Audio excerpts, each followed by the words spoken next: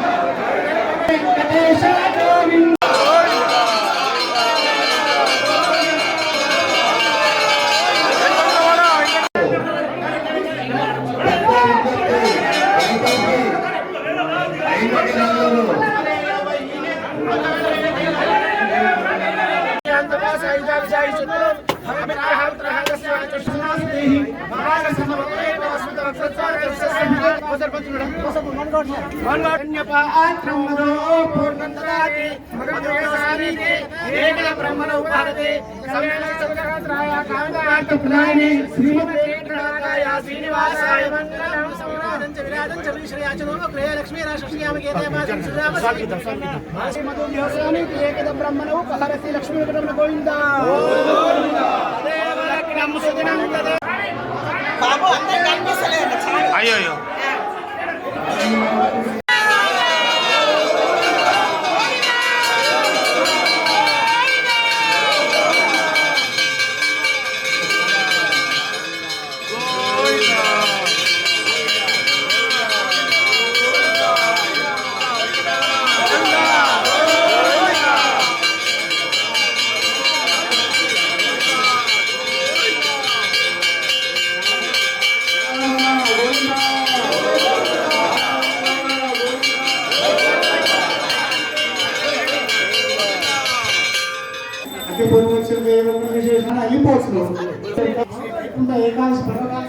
లక్ష్మీ వెంకటేశ్వర స్వామి దేవత మంగళ నీరాజు దీపం సందర్శయామి అతధ్యానం వినామేంకటేశం శాంతాకారం భుజలసేనం పద్మనాభం సురేశం విశ్వాకారం గగనం వేగవర్ణం శుభాంగం లక్ష్మీకాంతం కమలేన యోగభృత్యానగమ్యం వందే విష్ణుం భోగవరం సర్వలోకైకనాథం శ్రీ లక్ష్మీ వెంకటేశ్వర స్వామి దేవతాభ్యో నమో నమః మంగళమః నీరాజన దీపం సందర్శయామి.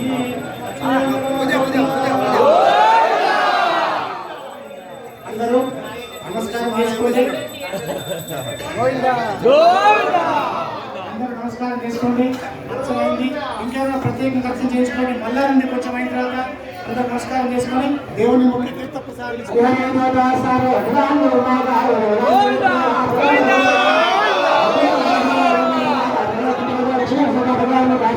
వెంకటేశాయ వెంకటాద్రి సమం స్థానం బ్రహ్మాండే నాస్తికించన వెంకటేశ సమోదేవో నభవతో నభవిష్యతి. మాది చేంగల్ గ్రామము.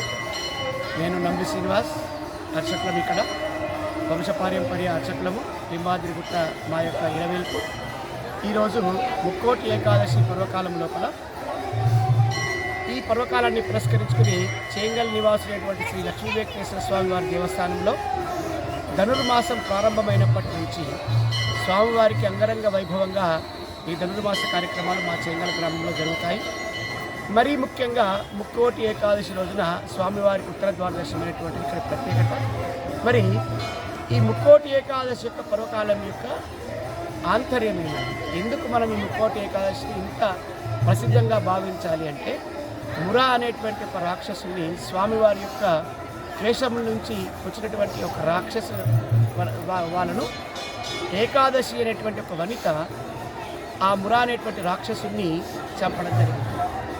ఆ స్వామివారి యొక్క కేశముల నుంచి ఉత్పన్నమైనటువంటి ఆ కన్య ఏదైతే ఉందో ఆ కంటకుడైనటువంటి మురా అనే రాక్షసుని సంహారం చేసినందువల్ల లోకకంటకుడైనటువంటి మురా రాక్షస సంహారం తర్వాత ప్రజలంతా ఆనందోత్సవాలు ఉన్న సందర్భం లోపల ఈ ఏకాదశి అనేటువంటి కన్య ఒక వరం కోరుతుంది.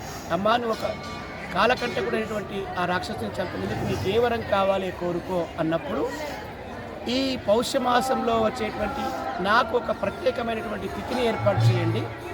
ఆ తిథి ఏకాదశి. ఎవరైతే ఈ ఏకాదశి మనకు నెల లోపల 2 సార్లు వస్తుంది, శుక్లపక్ష ఏకాదశి, బహుళపక్ష ఏకాదశి.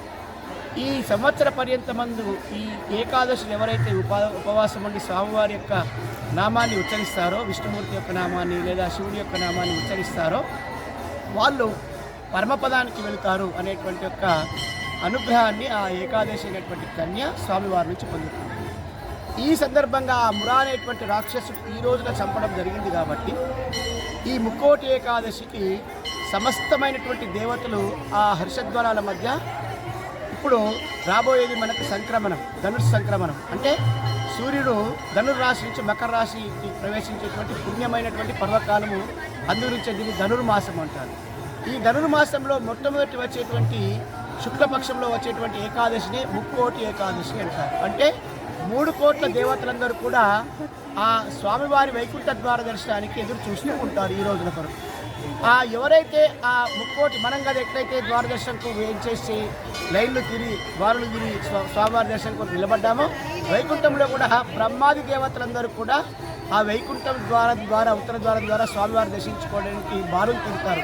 ఇక్కడ వైకుంఠంలో బ్రహ్మాది దేవతలందరూ కూడా ఎవరైతే ఆ ఉత్తర ద్వార దర్శనం ద్వారా స్వామివారిని లక్ష్మీ సమేతంగా ఉన్నటువంటి ఆ పాలకడిలో ఉన్నటువంటి స్వామివారిని దర్శించుకుంటారో వాళ్లకు సాక్షాత్తు 3 కోట్ల జన్మంలో ఉన్నటువంటి పుణ్యం అయితే వస్తుందో ఆ పుణ్యాన్ని మనకు ఆ స్వామివారు ప్రసాదిస్తారు. కాబట్టి యావత్ భారతదేశం అంతా కూడా వైష్ణవాలయాలు అయితేనేమి శైవాలయాలు అయితేనేమి కూడా అద్భుతమైనటువంటి రీతిలో ఈ ఉత్తర ద్వార దర్శనం అనేటువంటి స్వామివారు దర్శించుకుంటారు భక్తులు. మనం చేసినటువంటి పాపాలన్నీ కూడా నివృత్తి కావడానికి ఆ స్వామివారి దర్శనాన్ని ఉత్తర ద్వారం ద్వారా స్వామివారిని మనం దర్శించుకున్నట్టయితే సకల పాపాలు నివృత్తి కలుగుతాయనేటువంటి వేదం చెప్పినటువంటి సారాంశము. ఈ వేదంలో ఉన్నటువంటి విధంగా మరి మీ చైంగల్ గ్రామం లోపల విశేషంగా ఈ చుట్టుపక్కల ఎక్కడ కూడా జరిగినటువంటి అద్భుతమైనటువంటి కార్యక్రమాలు చైంగల్ వెంకటేశ్వర స్వామి వారి ఆలయంలో జరుగుతాయి. ఎందుకంటే ధనుర్మాసంలో మొదలు స్టార్ట్ అయినప్పటి నుంచి చివరి గోదా కళ్యాణం వరకు కూడా సుమారు ఉదయం 5:30కే ఒక 500 మంది గుళ్ళోకి వచ్చేసి స్వామివారి యొక్క దర్శనాన్ని చేసుకొని తీర్థప్రసాదాలు తీసుకునేటువంటి సాంప్రదాయం గత 20 సంవత్సరాలుగా వస్తుంది. ఈ సందర్భంగా ఈ స్వామివారి యొక్క కైంకర్యాలు ఇక్కడ చాలా అద్భుతంగా జరుగుతాయి. స్వామివారికి విశేషమైనటువంటి బంగారు వెండి ఆభరణాలతో స్వామివారిని దివ్యంగా అలంకరణ చేస్తాము అర్చకులము. కాబట్టి ఈ సందర్భంగా లక్ష్మీ వెంకటేశ్వర స్వామి చేంగల్ గ్రామము చుట్టుపక్కల ప్రసిద్ధి పొంది ఈ ఉత్తర ద్వారదర్శనానికి బారులు తీరి ఉన్నారు. అంతేకాకుండా రేపు ద్వాదశి పారణ అంటే చుట్టుపక్కల గ్రామాలంతా కూడా ఏకాదశి ఉపవాసాన్ని స్వచ్ఛందంగా పాటిస్తారు. రేపు ఇక్కడ ఉదయం 7 నుంచి 7:30 వరకు సుమారు ఒక 3,000 మందికి ఇక్కడ అన్నదానం భోజనం జరుగుతుంది. 8 వరకు ఆ భోజన కార్యక్రమం పూర్తవుతుంది. చుట్టుపక్కల ఉన్న గ్రామాలస్తులందరూ కూడా ఏకాదశి ఉపవాసంలో ఎవరైతే ఉంటారో వాళ్ళందరూ కూడా ఆ స్వామివారి ప్రసాదం తీసుకొని తరిస్తారు. కాబట్టి ఈ ఏకాదశి ఇంత అద్భుతమైనటువంటి ఈ మహత్తు గల ఏకాదశిని సంవత్సర పర్యంతం కూడా ఒక్కసారి ఉపవాసం ఈరోజు మనం చేస్తే 3 కోట్ల జన్మములో ఉన్నటువంటి మన రాబోయే జన్మలలో కూడా చేసినటువంటి పుణ్య ఫలితము ఈ 3 కోట్ల ఏకాదశి ఉపవాసం వల్ల లభిస్తుంది. కాబట్టి భగవద్బంధువులందరూ కూడా విధిగా ఈ యొక్క రోజున కేవలము చేతగాని వాళ్ళు మాత్రమే పండు ఫలాలు తినాలి, కానీ యువకులు మాత్రం ఖచ్చితంగా కేవలము నీరు లేదా తాగి ఉండవలసిందిగా కోరుతున్నాము.